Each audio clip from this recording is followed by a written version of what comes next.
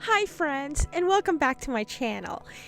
Today we're going to do something a little bit different. We are going to be playing with molds. Now, today's video was inspired by Miss Alicia Reese Holloway. She is the creator of A&M Creative Exploring Paper Crafters on Facebook.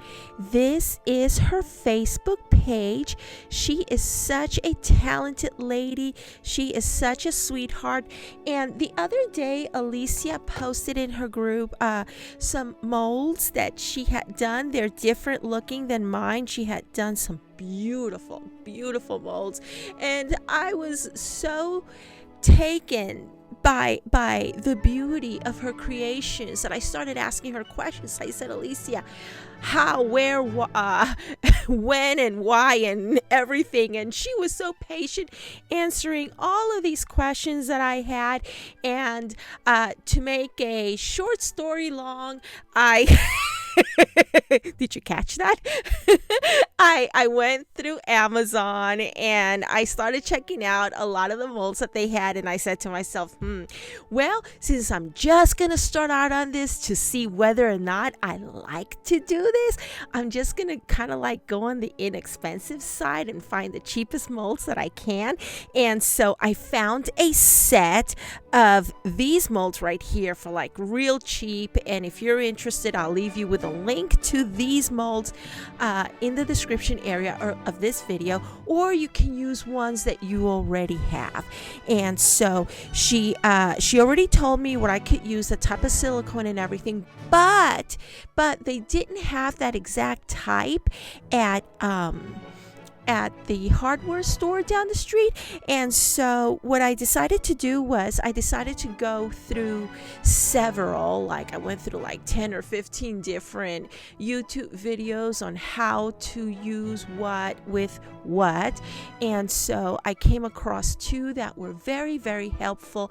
And in today's video, I am going to share with you what I've learned as far as making beautiful designs with molds. So let's go ahead and get started.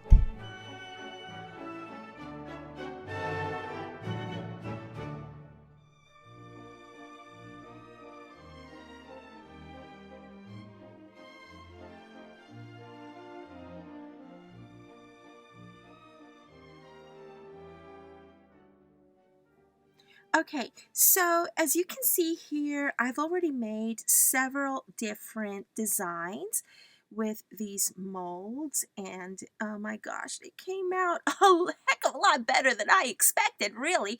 And so these were just different methods that I was doing to see how they would come out. And so I did intend them to be very shabby and very ornate.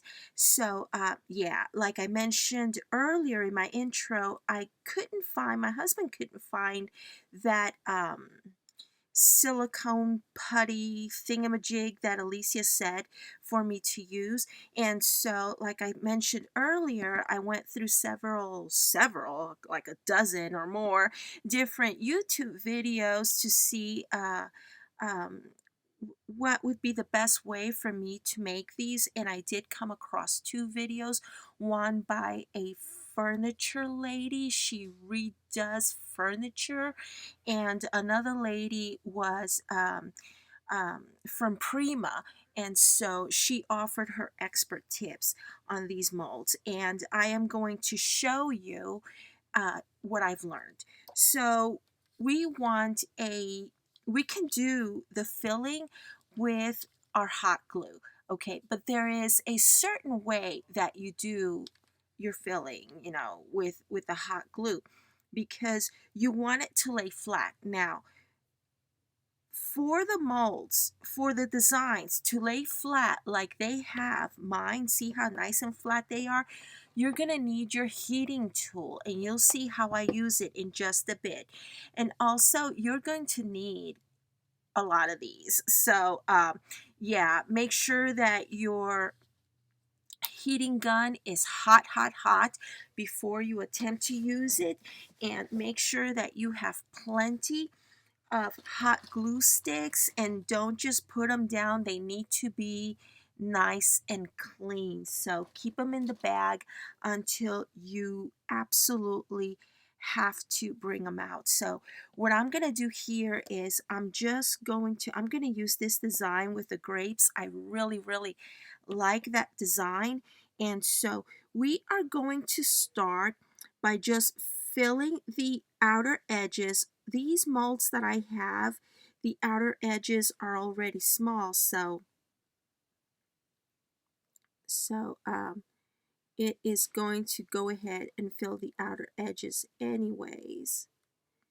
And we want to make sure that we get every single little crevice in the outer edges before we do the inner edges. And see how quickly I go through this one stick? And there we go. And we are going to continue filling and just continue filling. And at this point in time, don't worry too much if it's uneven as far as the back is concerned, because we are going to flatten the back out in just a little bit. That's what the heating gun is for. So I am finishing up one stick. There we go. I just want to make sure that we have lots and lots and lots of, okay. There is the other one.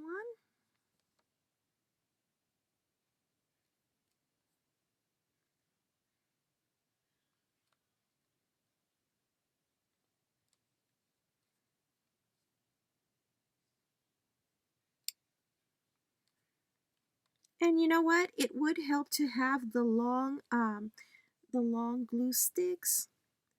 I just don't have any long ones at this time.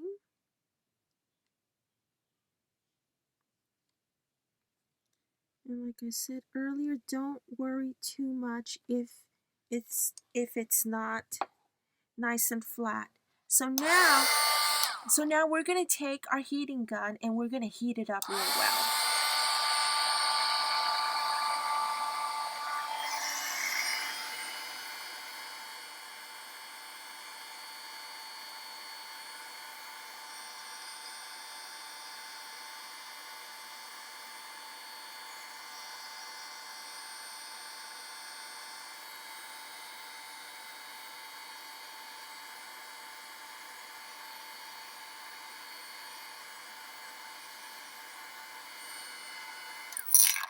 And what we're doing with our heating gun is we are just kind of like going over it so that it melts the top, and as the top is melting off, it's flattening out. So now let's do the other one.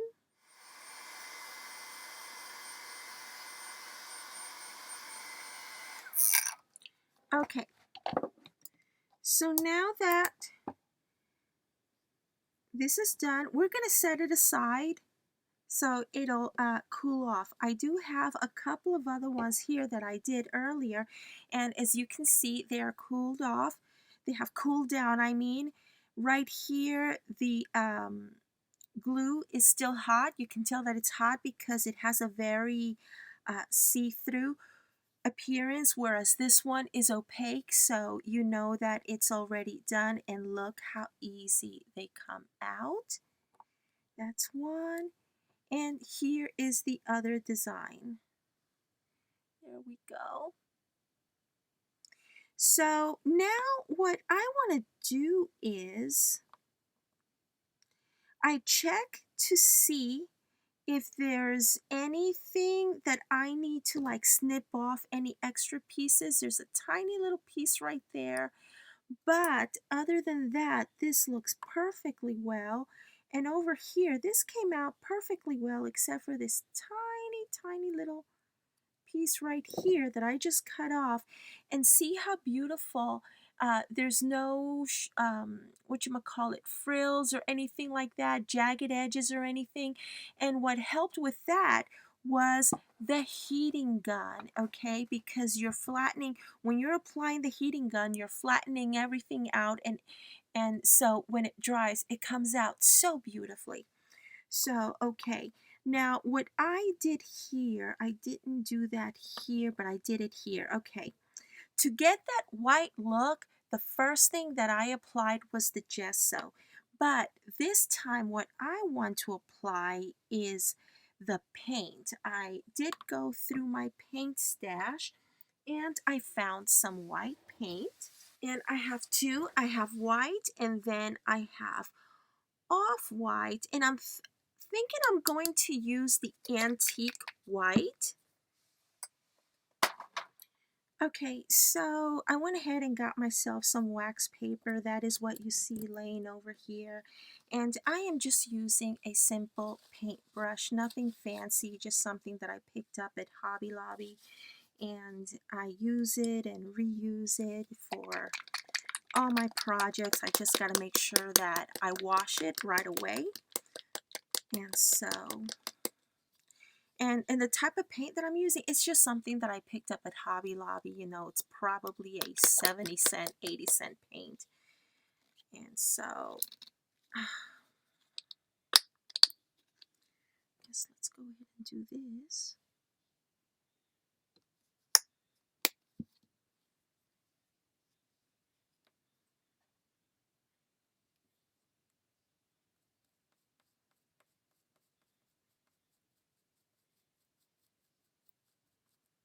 Oh, it's so beautiful. I love that color. Let me move these over here. Okay. Oh, it's so beautiful. And of course, we want to make sure that we're not wearing expensive jewelry, that, you know, you don't do this right after an expensive manicure, because as you can see, we get dirty.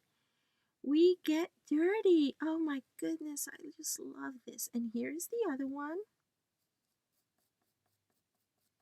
Oh my. And what I really like about using the hot glue gun is that these are so lightweight, and as you can see, as you saw earlier, they peel right off.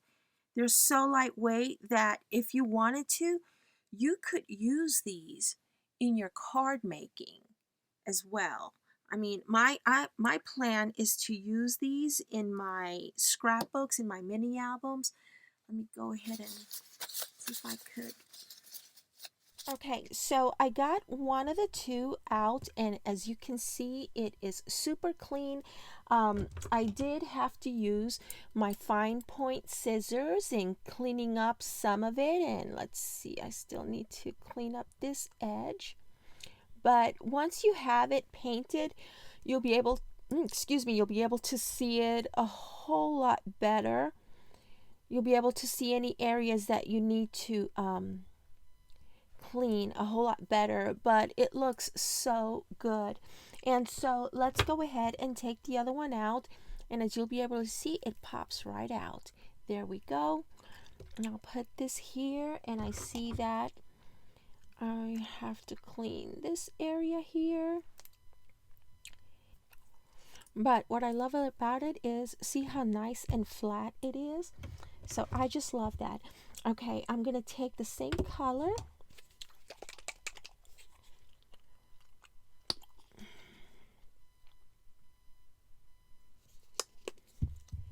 and use it here.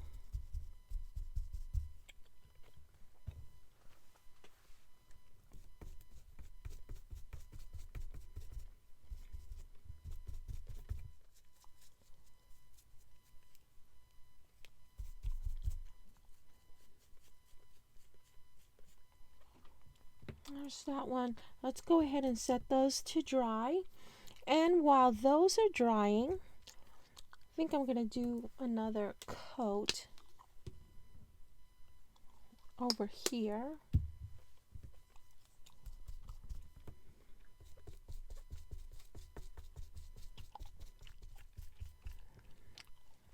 Okay, so while, oops, and this one needs another coat, and this one needs another coat. Okay, so while these pieces are drying, if it needs a second coat, no, just like that. This one does though. Okay, so while I'm letting these pieces dry, I'm gonna go ahead and wash my hands and wash off the hairbrush, not the hairbrush, wash off the paintbrush. I will see you in just a few moments. Okay, so now these pieces are dry, and that's what I like about the paint. They dry fairly quickly. Then you'll be able to see if you need to do any further trimming. I'm going to take one last look over here to see where I need to trim. And oh my gosh, these came out perfect. Okay, maybe a little bit of trimming right there and right there. Not much though. Okay, and okay, that is all. So now I'm going to take some of this rough and buff in antique gold, and I'm just going to buff it in antique gold. And let's see, just take a little bit.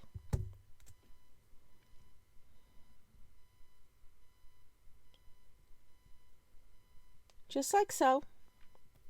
Real easy. Real easy, easy peasy. Just like that.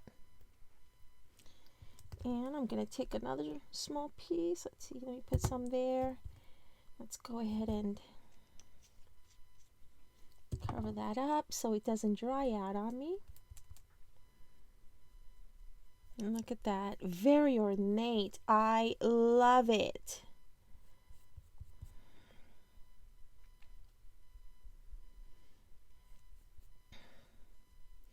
And if y'all are interested in this very shade of gold, it's Antique Gold by Rub and Buff. I said Buff and Rough earlier. It's Rub and Buff. Yeah, I'll see if I can find that on Amazon for you. If not, more than likely you could get it at your local hobby store. So that's that one, and look at that. Isn't that gorgeous? Oh my goodness. Okay, let me do this one.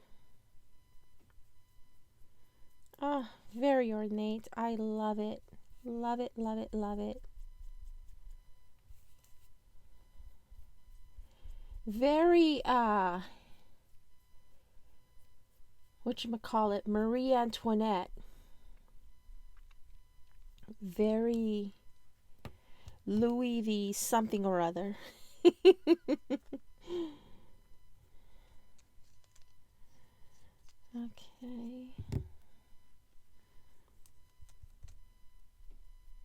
Take some out. There we go. As you can see, the background is green. I used this home decor chalk paint that I got years ago at Michael's. Let me just close it right. So this was with the green. This was with just the green background, and then I used the Buff and Rough. And this one, I used the gesso first. First it was the gesso, and then I used this, and then I did this. Okay, and that was the same here. And like I said earlier, I was just experimenting to see how I like the finish. I wasn't too crazy about that, but it's still shabby, you know. And so these pieces over here, I went ahead and I did take a piece from there to and I can't tell anymore which one it was.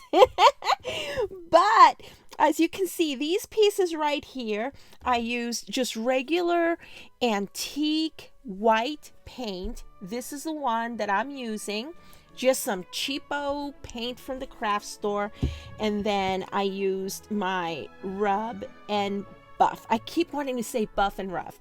And so, oh my gosh, look how beautiful they came out. These pieces are absolutely magnificent. I just love them. I love them, and I can't wait to use them on my mini albums. And so, oh my gosh, who would have thought? Who would have thought that this plus this would make this? Oh my goodness. So I hope that this video helps somebody out there, and yeah, let me know in the comment section below if you're interested in more videos, process videos such as these, and be on the lookout for my mini album videos. I have been making mini albums, and they will be coming out pretty soon. I will do some show and tell, some shares, project shares of my mini albums, and you will see me using these beauties in my mini albums. So thank you so very much for watching, and I will see you once again real soon. Bye now.